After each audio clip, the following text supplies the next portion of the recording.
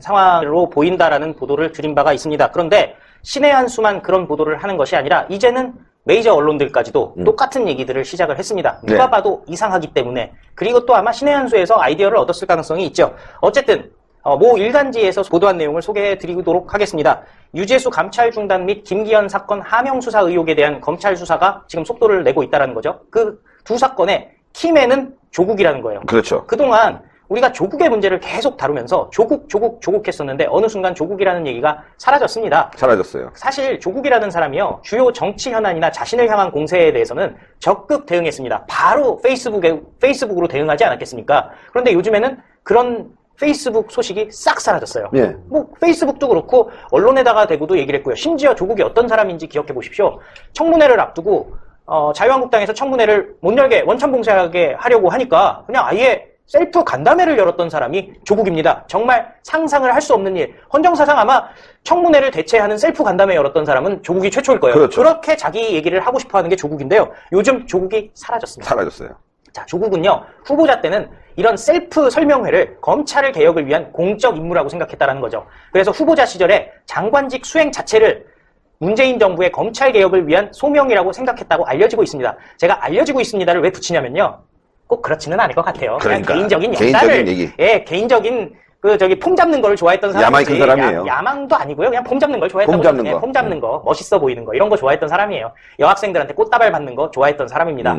꽃다발만 받았습니다. 그 이상은 없었습니다. 제가 그건 취재한 부분이 있기 때문에요. 예. 네. 그럼에도 불구하고 어쨌든 의혹이 정말 많았잖아요. 조국 주위에. 뭐 정경심 의혹, 조범동 의혹, 조건 의혹, 딸 조민, 조원, 어머니까지도, 박정숙 씨까지도 해가지고 뭐 일가 친척의 의혹에 대해서 계속 적극적으로 반박해 왔습니다. 대부분은 모른다라고 적극적으로 반박을 했죠. 그런데 이번에 유재수 감찰 무마와 그리고 또 지금 나오고 있는 하명 수사 의혹에 대해서 나는 모른다 하고 빨리 나와야 될 텐데 지금 조용하다는 거예요. 네. 그래서 이것은 왜 그런지 다들 궁금해하고 있는 거고 기자들도 궁금해하고 국민들도 궁금해하는데 이 기자는 이렇게 설명을 했던 거죠. 그때는 스스로를 방어하는 것도 공적 임무였다고 생각을 한다. 근데 제가 봤을 때는 장관이 되고 싶었던 거죠. 그렇죠. 장관이 되고 싶어서 철저하게 방어를 하려고 노력을 했던 겁니다. 그런데 지금은 잘렸습니다. 그래서 자연인으로 돌아간다고 분명히 얘기를 했거든요. 그래서 이제는 철저하게 방어를 할 필요가 없습니다. 이제 남의 일이다. 나는 모르는 일이다. 이렇게 생각을 할 수도 있는 거죠. 어쨌든 지금은 그냥 싹 사라졌습니다. 뭐 이 해석은 이렇습니다. 조국이 정치적, 법적 부담을 무릅쓰면서 목소리를 낼 이유는 별로 없다는 것. 그리고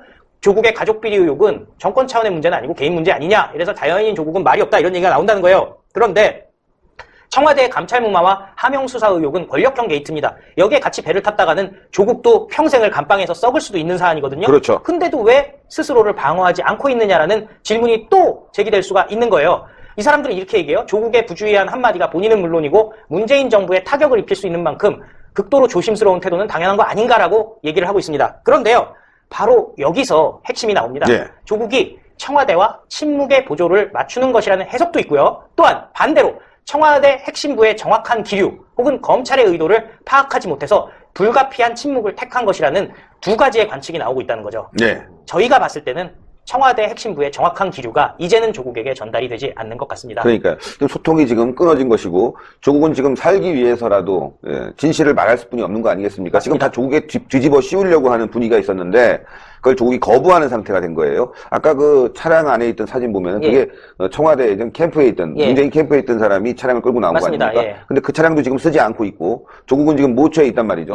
집에 있다는 얘기도 있고 모처에 있다는 얘기도 있습니다, 여러분들. 근데 제가 들은 정보에 의하면 조국이 상당 부분 지금 묵비권을 행사하는 곳으로 나오고 있지만 상당 부분 윤석열 총장에게 협조하고 있다.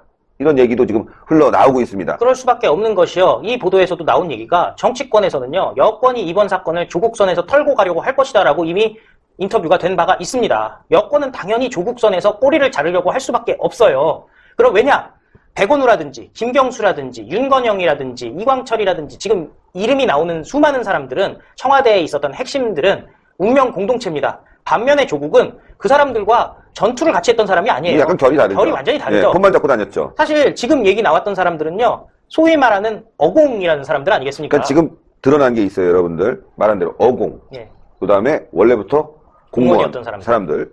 그런데 지금 백원우가 사실 경력이라든가 문재인과의 거리라든가 이런 걸 포함한다면은 민정수석이 돼도 아무런 하자가 없는 사람이 돼도 불구하고 조국 밑에서 비서관을 했단 말이에요. 그 당시만 해도 사람들이 이해를 못했어요. 근데 지금 보니 족고봉이 된 거죠. 꼬봉이 된 거죠. 숨어서 정말 핵심 사안들, 선거와 관련된 개입 사안들 이런 것들은 백원우가 했고 조국은 그야말로 꼬봉 역할만 한 것처럼 지금 나오고 있는 거 아니겠습니까? 여기에 이제 조국이 분노했다는 거예요. 게다가 자기한테 다 뒤집어 씌우고 있다는 것에 대해서 굉장히 분노하고 있다. 그래서 조국이 지금 검찰에 협조하고 있는 것은 아니냐. 그래서 자기 말을 할 수 없는 상태가 됐다. 게다가 또 지금 여러분들 보도에 따르면 말이죠. 이 좌파 인사들이 조국 때문에 좌파가 무너졌다. 대재앙이 왔다. 이렇게 얘기하면서 조국과의 거리를 하나하나 다 끊었단 말이죠. 그렇죠. 예, 조국과 연락이 안 되고 있습니다. 그 외로움. 예, 그동안 잘난 척하고 멋진 척하고 뭐 세상에 군자인 양 선인 양 행세했지만 지금 조국은 굉장히 외로운 상태.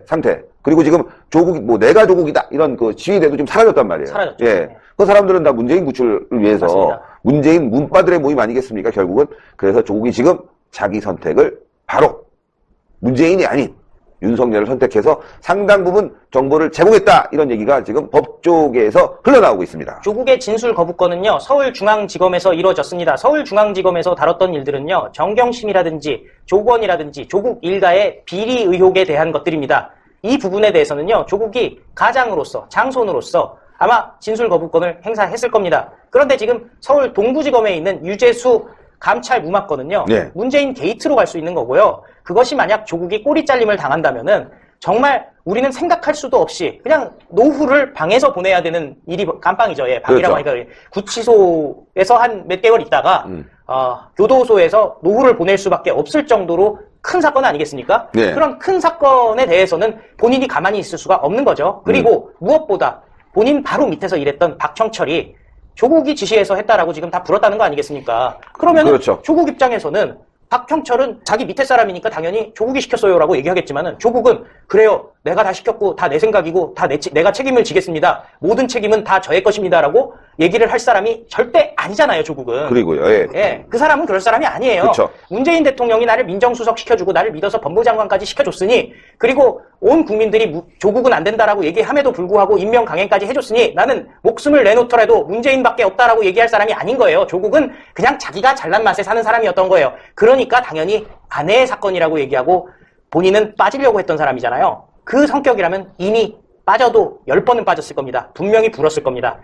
내가 한 게 아닙니다. 박형철은 제가 했다고 하는데 저도 누구에겐가 지시를 받았어요. 라고 얘기했습니다. 지금 말이죠. 조국이 알고 있는 게 한두 개가 아니에요. 많죠. 예, 가족 문제가 있지 않습니까? 가족 문제. 그래서 조국이 견딜 수 있었던 거고 지금도 견디는 게 아닌가 생각되거든요. 문다혜, 문준용, 그리고 김정숙과 관련된 이야기는 조국이 제일 많이 정보를 가지고 있다. 이렇게 볼 수 있는 거 아니겠습니까? 그래서 지금 청와대가 이러지도 저러지도 못하는 거예요. 저 같으면은 2개는 얘기하고 1개는 가지고 있을 수 있을 거예요. 네. 예, 그래서 청와대가 조국에 대해서 어떤 압력을 행사하고 싶어도 윤석열과 손을 잡아도 지금 건드릴 수가 없는 거예요. 그럴 수밖에 없고. 뭘 터뜨릴지 모르기 때문에. 그럴 수밖에 없기 때문에 사실 조국이 보면은 눈치가 없잖아요. 그냥 자기 하고 싶은 말을 막 하는 사람이지 않습니까?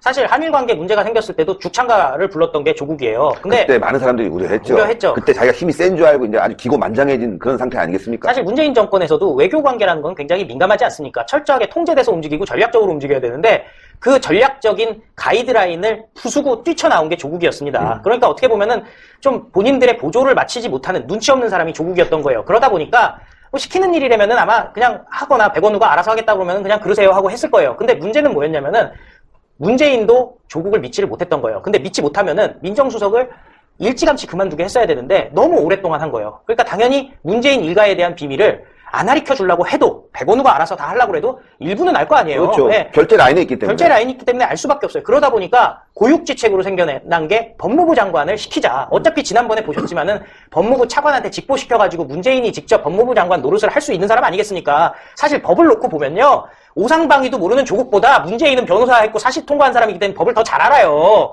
그럼에도 불구하고 문재인이 그 수많은 판검사 출신들을 제끼고 조국을 법무장관 앉히려고 했던 거는 법을 모르는 사람을 앉히려고 했던 거고 조국을 법무부 장관에 앉힘으로써 사고를 안 치게 하려고 했던 거예요. 그러니까 정권 끝까지 조국은 내가 데리고 가겠다. 김태우 수사관이 왜 박형철이 청와대에서 나오지 않고 있냐. 박형철이 자연인이 되면 사고 칠까봐라고 얘기를 했잖아요. 그러니까. 똑같이 조국이 자연인이 되면 사고 칠까봐 문재인이 끝까지 데려갔던 거예요. 근데 데려갈 수가 없는 사안이 돼버린 거죠. 지금 말이죠. 조국이 장관이 되기 전 논란이 크게 됐지 않습니까? 딸 네. 문제로 인해서 엄청나게 일파만파 일이 커지면서 그때 사모펀드 문제는 나왔지만 살짝 가려졌었단 말이에요.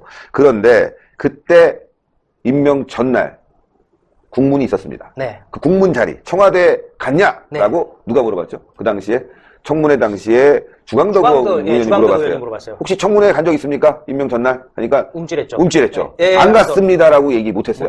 그러면서 그때 하는 얘기가 말할 수 없다고 말할 수 없다고 하고 그날 갔었어요. 갔죠. 갔는데 그리고 주광덕 의원이 또 그걸 물어봤거든요. 누구 만났냐고 그랬더니 그렇죠. 막 하면서 이게 눈이 떨렸어요. 눈이 막 떨리고 제대로 대답을 못했어요. 그때가 중요한 타임이었는데요, 시청자 여러분들. 그 자리를 마련한 사람, 참모진은 아니었어요. 그 자리를 마련한 사람에 대해서 많은 사람들이 얘기를 하고 있는데 가장 의혹의 인물은 바로 김정숙. 그럴 가능성이 매우 높죠. 예, 김정숙이 왜 그러면 굳이 그 논란의 주인공을 대통령과 만나서 법무부 장관에 임명을 하게 했느냐? 그건 바로 우리가 얘기하고 있는 가족 문제, 어쩔 수 없이 알았던 가족 문제라든가 여러 가지 청와대에 있었던 그 비하인드 스토리를 조국이 알았고, 이 사람은 원래부터 같은 사람이 아니라 말 그대로 얼레벌레 왔는데 알고 있기 때문에 밖에 나가면 터질 수 있으니까 그래도 함께 해야 될 부분이 있다. 조국도 그걸 강변했을 겁니다. 내가 해결하겠다. 그래서 그때 그랬지 않습니까? 조국이. 내가 해결하겠다. 법무부 장관이 돼서 해결하겠다. 해결을 한다는 게 이제 검찰 개혁이라는 하나의 명분이었던 거고, 자기 문제를 해결하려고 한 거예요. 해결을 했어요. 지금 여러분도 아시겠지만 비공개 소환되고 있죠. 예, 지금 또 피의사실 공표도 제대로 안 되고 있죠. 자기 문제 해결하고 나간 거예요. 일단은 감춰놨어요. 살기 위해서. 그런데 그 이후 과정 처벌을 받아야 되고, 가족은 지금 벌써 부인이 구속됐고 자기 동생이 구속됐지 않습니까? 그 상황에서 조카도 구속됐고 이제 어머니도 조사를 받을 판이고. 그렇죠. 예, 자기도 구속될 상황이에요. 딸도 소환을 2번 받았고요. 거기서 받았어요. 전해 들은 얘기는 딸이 기소되는 것에 대해서 완전히 쇼크를 먹었다는 거예요. 그래서 검찰의 편을 들 수뿐이 없다. 둘 수뿐이 없다. 협조할 수뿐이 없다. 결국 문재인을 배신할 수뿐이 없다. 이게 답이 나왔다는 거 아닙니까? 그러니까 예를 들어서 개인적으로 횡령한 부분이라든지 정경심이 뭐 했던 일들 같은 경우 보면은 그렇게 오래 살지 않을 만한 일들이 많아요. 특히 조국이 나는 몰랐다라고 얘기한다면요. 뭐 공직자윤리법 정도 돼가지고 그냥 뭐 잠깐 살 거예요. 정경심이야 좀 오래 살아야 되겠지만은. 그리고 딸도 살릴 수가 있죠. 지금 최근에 보면은 그 딸 조민이라든지 뭐 이런 부정입학 얘기들이 싹 들어갔잖아요. 최근에 그런 얘기들이 나오지 않아요. 사건을 사건으로 덮고 있는 거예요. 조국은. 사건을 사건으로 덮었습니다. 그렇기 때문에 자기 부인도 얼레벌레에서 약게 처벌받고, 자기도 얼레벌레에서 약게 처벌을 받고, 모든 문제는 문재인 정권으로 지금 가고 있는 겁니다. 그렇죠. 자연스럽게 큰 쪽으로 가고 있는 거죠. 흐름이 글로 가고 있다는 겁니다. 지금 얘기가 되지 그러니까 않고 있습니다. 검찰개혁 얘기를 못한다는 건 결국 지금 검찰이 지금 청와대가 쫄았다는 얘기 아니에요? 청와대가 못한다는 얘기는. 청와대가 지금 조국과 지금 연락이 안 되고 있는 것 같아요. 조국이 청와대가 아니라 지금 윤석열과 손을 잡았구나. 이렇게도 느껴질 수 있는 부분이에요. 겁을 가질 수밖에 없는 상황이죠. 그런데 조국이 사라지고 이후에 다시 읽어보니까요. 이거 굉장히 중요한 메시지입니다. 처음에는 조국이 이렇게 얘기합니다. 아내가 기소되었습니다. 이제 아내 사건은 재판을 통하여 책임이 가려지게 될 것입니다. 개인적으로 만감이 교차하고 침통하지만 먼저 국민 여러분께 송구하다는 말씀을 올립니다. 전직 민정수석이자 법무부 장관으로서 국정 운영에 큰 부담을 초래한 점도 죄송합니다. 모두 저의 부족함으로 인한 것입니다 하는데요. 이게 지금 한 3문단 정도 되는데 첫 문단부터 중요한 게 나옵니다. 조국의 성격입니다. 본인만 압니다. 아내가 기소됐고 아내의 사건은 책임을 가려지게 될 것입니다라고 얘기하고 있습니다. 조국은요. 본인이 잘못했다라고 이렇게 덤탱이를, 그러니까 옛날 보면 장세동 같은 경우에 제가 다 잘못했습니다 하고 나오지 않습니까? 절대 안 해요. 예, 조국은 그럴 사람이 아닙니다. 자기 잘못을 누구에겐가 밀어야 될 사람입니다. 그리고 두 번째, 민정수석이자 법무부 장관으로서라고 얘기를 하잖아요. 법무부 장관을 시킨 이유가 있었던 거예요. 조국에게 공직을 주지 않으면은 조국은 다 불사람이기 때문에 법무부 장관을 시켜줬던 거예요. 지금 생각하면 검찰 개혁 때문에 법무부 장관을 시켜야 된다고 문재인이 계속 얘기했는데요. 알고 봤더니 그게 아니라 조국에게 무언가 공직을 줘야 되는데 조국의 마음에 드는 자리는 법무장관밖에 없었던 거예요. 그렇다고 총리를 시킬 수는 없잖아요. 그렇죠. 그런데 조국이 법무부 장관을 물러나게 되잖아요. 그러면서 조국은 자기가 하고 싶은 일을 하게 됩니다. 하고 싶은 일이라는 것이 무엇인지 뒤에 보시면 됩니다. 장관 재직 시 가족 수사에 어떠한 개입도 하지 않았습니다. 개입했죠. 전화했죠. 압수수색하면서 전화했죠. 거짓말했죠. 그런데 그거는 조국한테 중요한 얘기는 아닙니다. 검찰개혁이라는 시대적 소명을 감당하려 해봤지만은 제 가족과 지인을 대상으로 전개되는 수사 앞에서 가족의 안위를 챙기기 위하여 물러남을 택했습니다. 나는 법무부 장관이 돼서 검찰개혁을 하고 싶었는데 더 중요한 게 가족을 챙기는 거다. 그래서 최근에 보면요. 정경심 얘기가 싹 들어갔죠.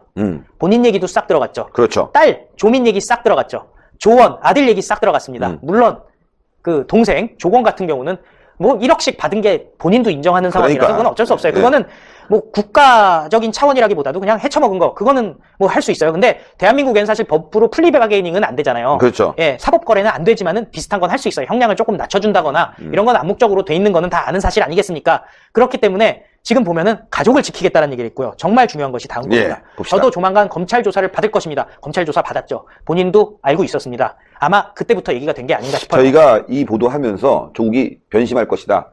예. 뭔가 배신을 할 것이다. 이런 얘기들을 했었어요. 예, 했어요. 예. 근데 지금 상황이 보도는 안 되고 있죠.